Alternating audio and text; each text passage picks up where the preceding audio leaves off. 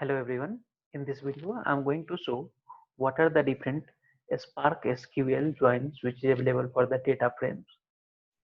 Here, as you can see in this table, we have the Spark join data types. These are the Spark join data types, and these are the normal SQL joins. Okay. So very first is the known as the inner join in the normal SQL. Then we have the full outer. Then we have the left. Then we have the right. Okay.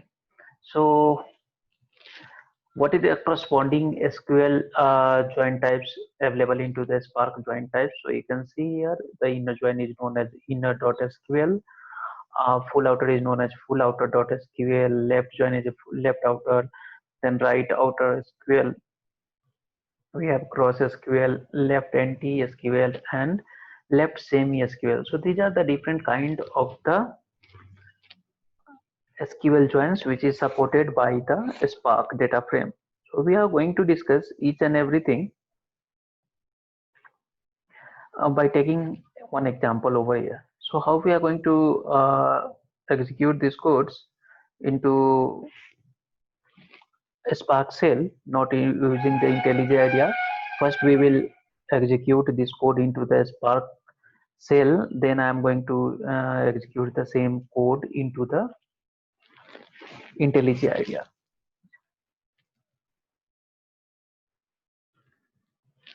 So starting with the join types, we have the first join that is known as the inner join, and for working with each and every join we have these data frames. First one is the known as the employee dataset. Second one we have given the name as the department dataset. So you can take any kind of the tables which is available, okay, or you can frame itself, or you can take the example from the Google or from the some of the blogs, and then you can perform it. Okay, so first one is known as inner.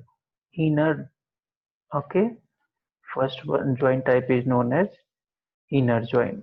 So how it is going to perform into the case of the Spark SQL?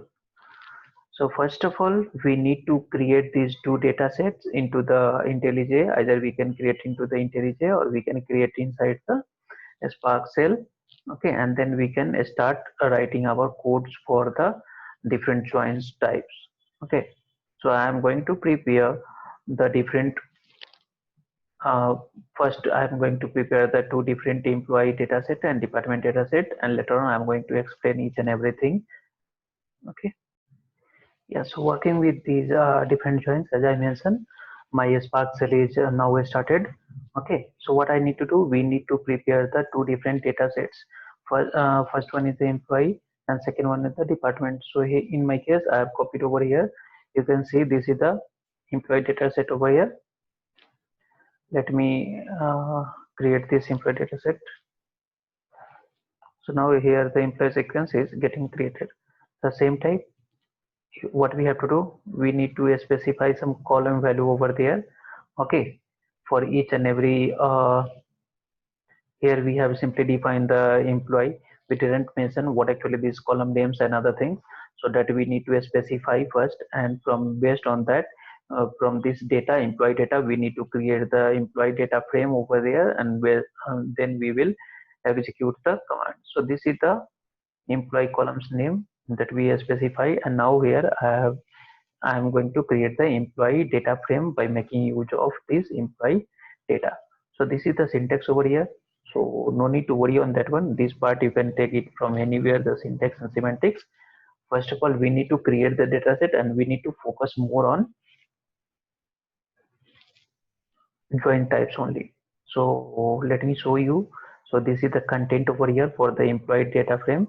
Okay, so here we have the employee ID, name, superior employee ID, then year joined, employee department date, and then gender and salary. So this is the first data set. Now similarly we have one department data set also. Okay, so this is the syntax I have already created, taken that one. It didn't get copied. Let me copy it first. Okay, so this is the department. Now it also got created. what we can define, we can specify the column names, and then we can create the data frame from this data.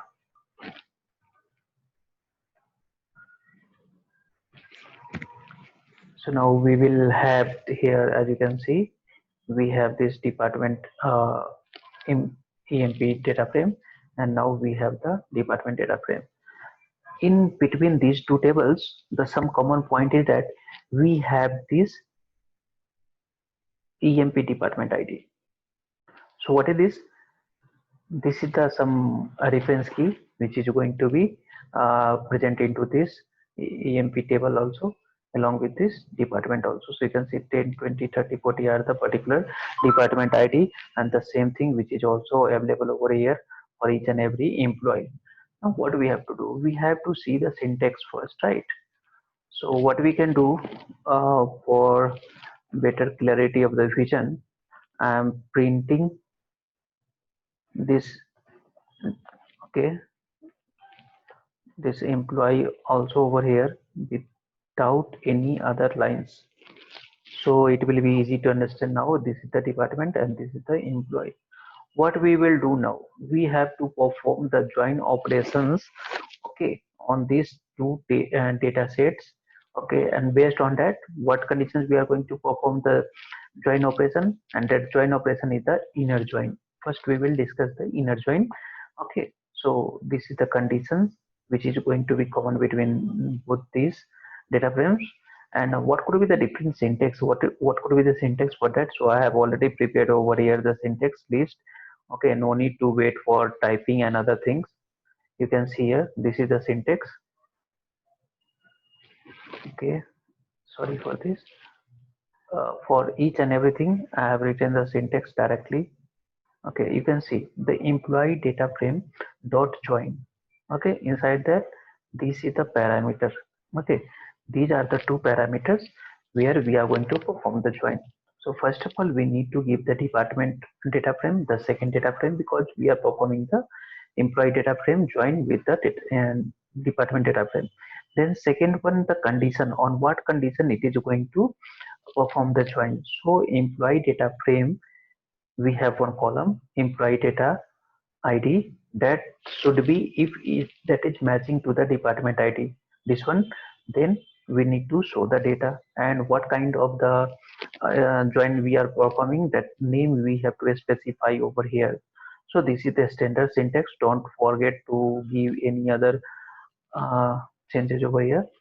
If we execute this one, it will list you, it will simply list you the columns, the records which is present with this 10, 20, 30 and 40 ID into this one, okay. If that is not present, if some of the ID is not present, like here you can see the 30 and here there is no 30, here 50, here there is no 50, so these two records is going to be dropped over here. Now you can see here there is no 31 and there is no 40, so that too has got dropped, okay. So inner join is nothing but it will always result you that records which is common in between the two tables, okay. Which is not common in between two tables, that is going to be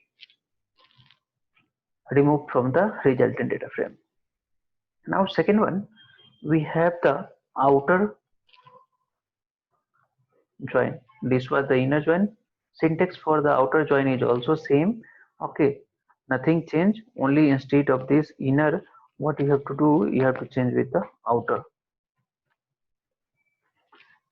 Wait for the resultant data frame, then you can compare what is the difference in between them.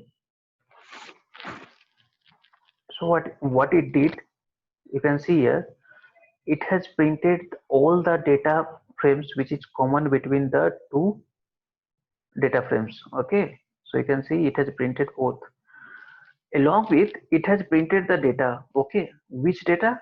So the data which is not present into the either the employee column also, or which is not present into the department column also, and for that it has printed the null value. You can see here the department ID 30 is now getting printed, okay. 30 is getting printed, and that department name is the sales. And the remaining fields, these fields are not present. This department ID 30 is not present into the employee department. So for that reason, it has given all value at the null. Similarly, if we consider for this 50, uh, okay, department employee ID 50. So these fields are present, okay, but this department name and department ID is not present. So in that case, it has printed the null value. So outer join will perform the join in such a case that the data which is common between both the tables, it will print that one, and the data which is not present in both the tables but it is present in one table, so wherever it is missing the data, in place of that it is going to print the null, as you can see over here. Similar kind of the things, we are having the third join, that is known as the full join.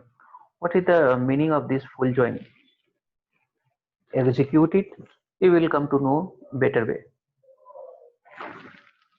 So this full join is same as the outer join only. Okay, means full join, outer join will always result you all the data, all the records which is present in any of the tables. Then similar thing, we have the full outer also, and the resultant of this will be also same. Okay, sometimes you will find the name like the full outer something like that. uh, Here you can see this is the outer, here it is full, and somewhere you will find the written as the full outer, so don't get confused, all these three are same. Okay, then we have the right outer, and that two are same. Okay, right and outer are same. So what is the result of this table? So we have one left side table that is known as employee, right hand side known as department. So it will print, if we are making use of the right join, means all the tables record which is common in between the left hand side table and right hand side table, it will print along with the tables on the right hand side content. If it is not common, even though it will print it. You can see here 30, the department ID is 30, which is present into the right hand side, but it is not present in the left hand side, so the remaining value is, it has printed the null value, but it will not consider the case of the left hand side table employee DF, where we were having the 50. Okay, so it will not consider that case. So that is about the right. Left is also same, but just opposite to this right. What it will do, it will take all the content from the left hand side table and the content which is common from the left hand side to the right hand side. So here you can see it has taken the 50 but not taken the 30. As you can see over, it has taken 30 in case of right, but in case of left it has taken the 50. So left and left outer is same. Then we have the case that is known as the left NT. What actually this means? Very quite interesting name it is. Left NT. Left NT simply means the data which is present into the left table but which is not present into the right table, and it will not consider the common data in between both the tables. Okay, so the common data will be first removed, and the data which is present only in left table, it will print. Okay, then similar to this we have the left semi. Okay, what actually this left semi is? So when you are printing the content, then you will be more clear over here. What it did, in case of left NT will always print only the content which is not common in between the two tables and that is not present into the right side. It will present into the left table only. So that is the left NT. Same thing, reverse of that one is the left semi. Means leaving the content of the left NT, it will print all the content from the left hand side. Okay, but it will not consider any right hand side. So these are the different joints which is available into the Spark SQL syntax, and the whole programming related to this one I have kept over here. As you can see, this is the joint types, the same code this I was executing. If we execute over here, you will come to know what are the different join types with these messages, println, something like that. So by watching the video and pausing, you can try to run this query into your machines. If you wish to execute it, it will take couple of seconds to get executed.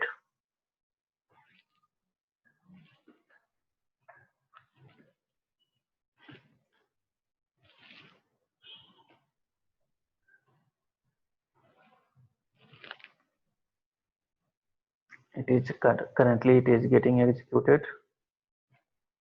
Okay, now you can see this is the employee data frame, this is the department data frame.